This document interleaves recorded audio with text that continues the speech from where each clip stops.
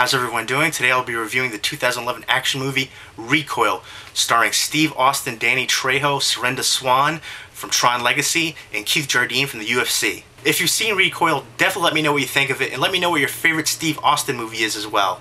Steve Austin plays Ryan Varrett, who's an ex-cop from Dallas, and after his whole family is murdered in front of him, he travels to Hope, Washington to enact vengeance on the killers. And in doing so, he gets involved in a big-time crime ring run by a motorcycle gang known as the Circle. And the leader of the Circle is Drayke, played by Danny Trejo. The Circle has the sheriff on their payroll, and they're running guns and meth out of Hope. And they pretty much run the town and kill anyone who gets in their way. But now Steve Austin is in town, and he takes on the Circle. Recoil is an action-packed thrill ride with a decent amount of drama as well. There's a lot more drama and suspense than continuous non-stop action. And Steve Austin definitely has the badass tough guy role down pat. I would personally like to see Steve Austin reprise this role in future films. I think his role is worthy of a series, perhaps not with the same title, but with the same character.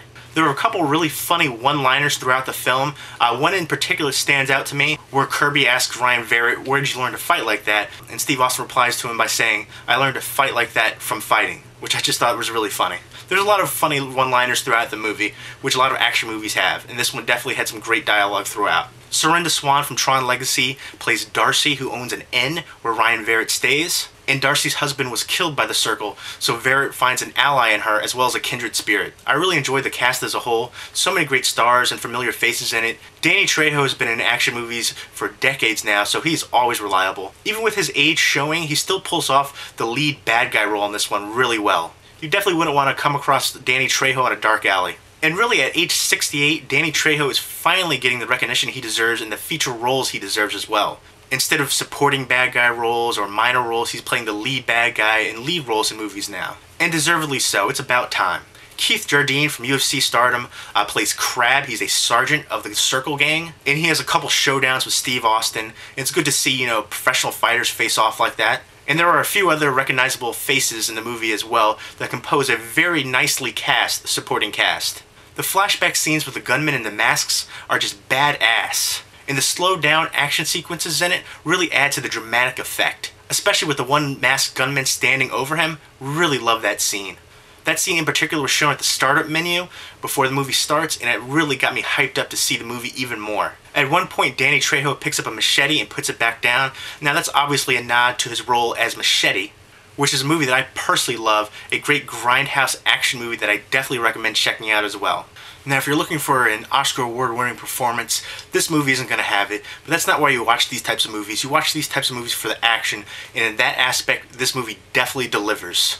So if you enjoy action movies, and if you enjoyed Steve Austin's other movies, then you'll definitely enjoy Recoil. Now, one complaint that I do have is in some of the fight scenes, the action is slowed down to kind of show some of the technical aspects of the fight, which after a prolonged fight, it kind of takes you out of the action. And that's just a minor complaint, and it's really only noticeable towards the end of the movie, where there are successive slowed-down fight scenes to show off the technical aspects. Overall, Recoil succeeds in what it sets out to be, which is a fun action movie with some great technical fight scenes, as well as some nice shootout scenes as well. And there's enough drama and suspense to make it a more complete movie overall. And not just one of the typical non-stop action movies you normally see. So I definitely appreciate the drama and suspense that makes it a more complete movie overall. In certain aspects of the film, it kind of reminds me of the movie Walking Tall, which was remade with former WWE star The Rock. If you're a fan of Steve Austin's movies, you will love Recoil. I would also recommend checking out The Condemned, another great action movie starring Steve Austin and Vinnie Jones. I give Recoil an 8 out of 10 stars, and I definitely recommend it for action film fans. If you've seen Recoil, definitely let me know what you think of it, and let me know what your favorite Steve Austin movie is as well. Leave me a comment or video response down below. Hope everybody's doing well. Take care.